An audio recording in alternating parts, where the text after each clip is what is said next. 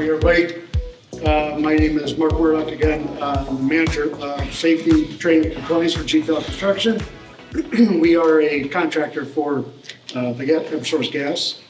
So talk about what we're going to do when we start up a job. Some of the things we're going to cover is we're going to confirm positive responses from all utilities. We're going to conduct a site walk and take photos of all markouts.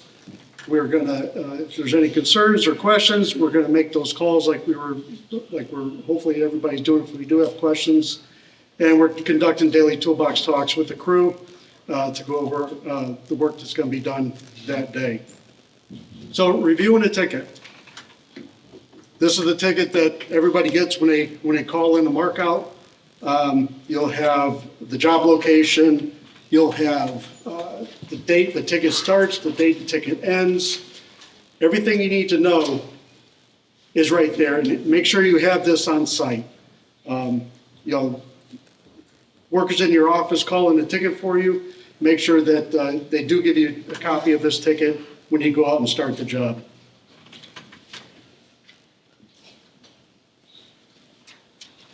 Top section has where you're digging. Is this location correct? You're gonna have to forgive me because my glasses are a little bit too far away for the computer, so I have to use a piece of paper. Is this correct where you're going to be digging? Check the start date. Do not dig before this date. Work end date.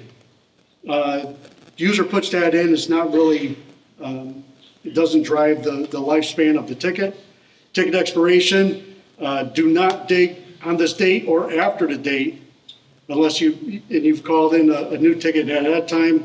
And if anything doesn't make sense, something doesn't look right, make sure you're calling the office and talking to the people that called in that ticket.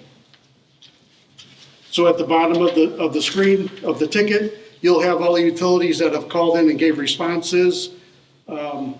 Make sure you're walking the site, you're looking at this list of utilities before digging. Ensure that you've heard from everything. Make sure you get a response painted on the road somewhere in your markout. Make sure there's no conflicts. And if you see a utility that's on this list, but you don't see any markup from them, stop. Don't do any excavating. Call and talk to somebody. Have them come out and get the markup done. This list, it's a rare occurrence, but sometimes it's not all inclusive. Sometimes there are other utilities or municipalities that need to be contacted. So reviewing an actual ticket. So this is an example of an incident that occurred late last year. A crew was excavating, hit a gas line. The crew stated that they had a call for a dig ticket and provided a number. When they reviewed the ticket, it was discovered that the ticket did not cover where they were digging. And then on the screenshot, so you'll see the red dashed area is where they called in their work area, which matched the description on the ticket. It's stated extending 200 east of Arch Street. And then the star is where they actually hit the gas service. So you see the star there where the hit actually took place. So what happened? The excavation was to extend 200 feet east of Church Street. And Church Street is this road right here. It's not labeled on the map, but this is Church Street. So that's where the ticket was supposed to be extended to by the person that called in the ticket. Simple administrative mistake. We all make mistakes. We're all human. The crew only had the call for a dig ticket number on site. They didn't have the confirmation, so they couldn't see what was mapped out where they were supposed to be working.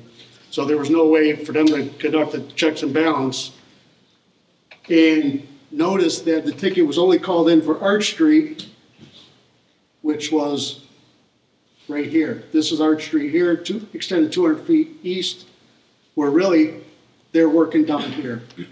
So just a simple mistake with calling in the wrong work area caused a big problem with a hit gas facility. So conducting a site walk, what should be looking out for? You conduct a site walk at the start of a project in each morning. So as an Eversource contractor, we have rules and regulations that we have to follow, things that we have to do. We have our call before you dig tickets called in. We have all the tickets on site. We have to do a multiple markout form that addresses every address that we're going to be covering. But every morning, if we're going to be putting in 160 feet of gas main, we have to do a separate multiple markout form, a call before you dig sheet, just for those addresses we're going to be covering. It's just another sanity check to make sure we have everything located and marked out that we're going to encounter that day. So we're confirming that all the utilities have been marked out, that everybody's responded, confirming that the area of excavation is correct and with the ticket numbers that have been white marked, and we're looking for known documented utilities that are in your area.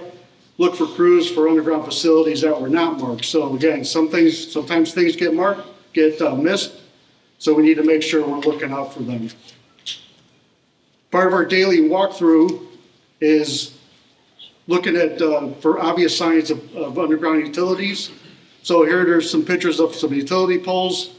They all have the utility drops coming down the pole. Sometimes if you're driving your work area, if you're just driving through, you might miss something on the backside of a utility pole. So it's better off to walk the job, look at the poles, look at things in the area, and make sure that everything has been marked out. Something doesn't look right, make a call, get somebody out there to check the area and remark it. So here's one area in a work area that's going to be excavated. No call before you dig marks, nothing indicating anything's in the way. You think it's a good idea to dig here? See any problems? Those are two parallel, they're awfully parallel lines to be random in occurrence. Something took place there at one time. So that blue area, something needs to be investigated there. There's nothing on either side of the road, like utility poles or catch basins, manholes, anything like that. That's something that needs to create a phone call gets made to utilities to find out what's hidden in there. Some of the things to look for are other clues on the ground. On the left, we have a gas valve box cover. To the right of that, we have a water meter pits, manhole covers, both sewer, electric, communication. So as we're walking the site, make sure we're looking for the obvious signs and clues that something's there. If you see a gas valve box or a electric manhole cover, sewer manhole cover, there's no marks coming to it or going away from it in anywhere in the area, that's a huge red flag that we need to be making a phone call to that utility to find out why it wasn't marked out and get it updated, get the area marked out. So be aware of your surroundings, know what's in your area. Some utility facilities can be obscured by shrubs, brushes, fences. There's a transformer hidden by shrubs. If you're working on the backside of that, if the shrubs are between the transformer and the road, you might not see it on a drive-through. Get out and walk the area. Make sure you're paying close attention to what's going on in neighboring yards for any hidden trouble. Look up. If you see this, where does the power go? So are there marks showing its clear location and direction? If no marks, does it run somewhere away from your excavation? Any concerns, call the power company. So if you see overhead power coming to a pole like that, and then you see conduits running down with no marks at the pole, again, another huge red flag that there's something there that should be marked out. Before you put a shovel in the ground, you need to call a power company and find out what's going on in the area. Communications, just different facilities. Looks like there's some handholds, some transformers. Also, you'll notice on this cabinet here, looks like an electric meter there. So I'm not sure what kind of a cabinet this is, but there's obviously underground electric coming to it and maybe communications.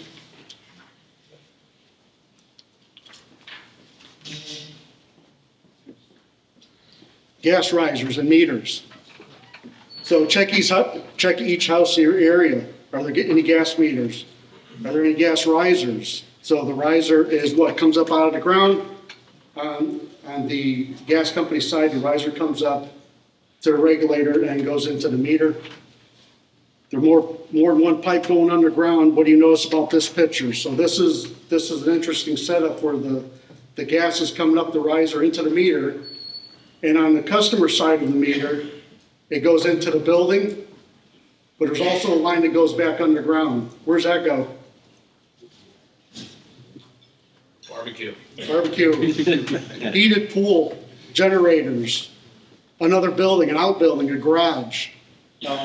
We need to make sure that all those are accounted for in the mark out, and we have knowledge of where they are, so we don't run into them. So there's the riser coming up, riser going down. Looking at the houses, the power is clearly underground. There's conduit coming out of the ground to the meter box. If you don't see wires overhead, it's getting power from somewhere. If there's no marks on the ground, it's another phone call that needs to be made. Look at the meters and communication boxes on the house. In this example, what's missing? There's no electric mark on the ground. So the power company did not come and do their utility mark out. Another clear red flag. We're not to put a shovel into the ground. During our walkthrough, we noticed an area covered with leaves, roadways covered with leaves, cracked asphalt. You can kind of faintly see some old mark out there. Can we tell what's marked out? Can we read it clearly? If not, then we need to call in and have the marks freshened up. More gas facilities. This is a regulator station, I think, in Middletown. So those two vaults in the ground, there's a lot of sensing lines and pipes, gas pipes that are buried in the ground around that station. We're required to stay 50 feet away from them. Eversource has to be there on site or whatever gas company has to be there on site when you're doing any digging in that area. So it's just, again, you see underground structures like that, you should realize that there are something buried in the ground that should be marked out. Above ground markers, so you got warning, underground telephone cables, no digging in the area signs, so other clear indications that there's something buried in the ground. Make sure you understand what those marks mean.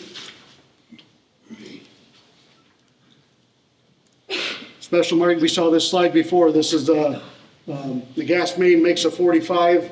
There's a drip pot there. And like Ray said, there's a pot buried next to the main that collects water on the cast iron main that the gas company will come in occasionally and have to pump that water out of. So there's not just a pipe there, there's other attachments on it. So make sure we're staying well clear with the tolerance zones when we're hand digging that area.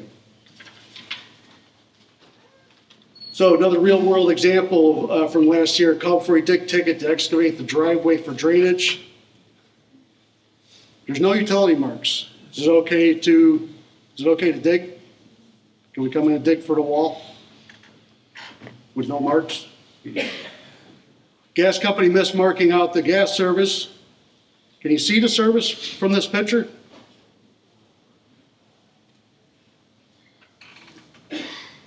Gas meter right back here in this corner. Kind of hidden back there in the picture. It's something that should have been caught when whoever's excavating for the wall should have been able to look over and see that. Me either sitting there and realize there's no yellow marks on the ground. Should have been a phone call. So excavation took place. Here is the hit service that the contractor pulled up. He was excavating for the wall. Propane. If there's propane serving a structure in your work area, look for tanks, domes, meters. If not marked, call the propane company. Propane will have the same color as gas. Gas transmission line markers, these are more visual markers for you. Are they on your site? If they are, you should have heard from the pipeline operator.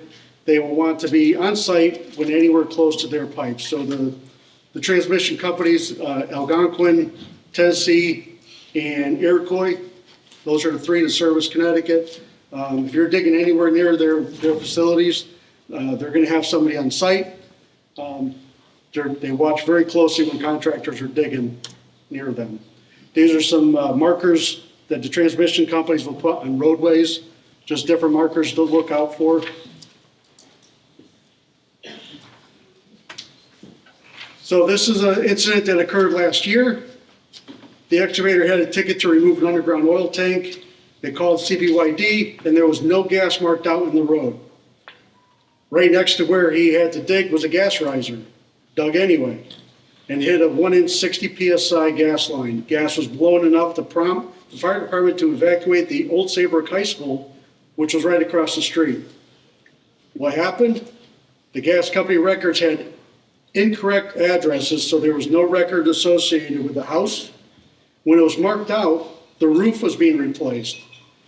So they had a large tarp wrapped around the building, which obscured the markout person's view of the riser and regulator.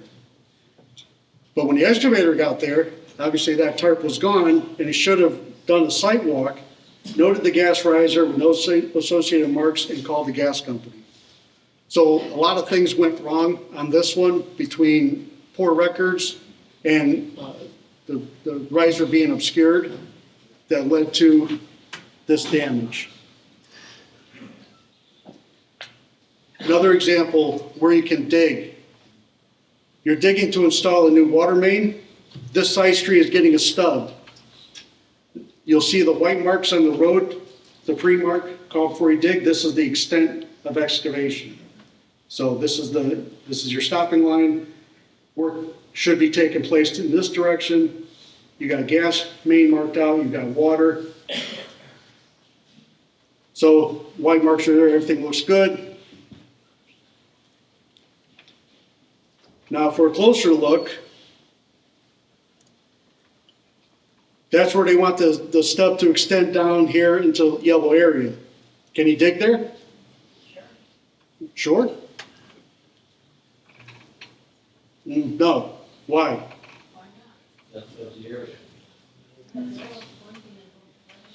So this is the extent of your allowable excavation. So from this point, you're allowed to go this way, and this way.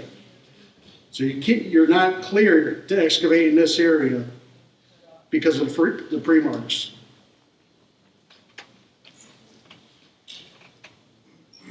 Doing a site walk, you notice that there's something hidden on the building. Not hidden, but it's there. There's a gas meter. Gas service is likely somewhere. Probably right in that direction. Generally, gas services are a straight line to the main. Sometimes they wander. Why is that service not marked? It's outside the work area. Didn't think they were going to be digging that area. So the locator did not mark this service because it was outside of the scope of work. The main is marked, which is good to show where the gas main is entering your dig area. So this green area on the map, on the picture, that's where you're allowed to work.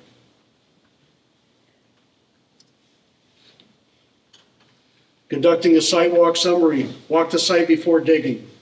Check for responses from all the gas companies. Review on-site marks. Look for clues of unmarked facilities. If things don't make sense, call the utilities. They're more than happy to come out and help you and explain what the marks are. Make sure you're covered by where you're going to be working that day. All right, great, thank you.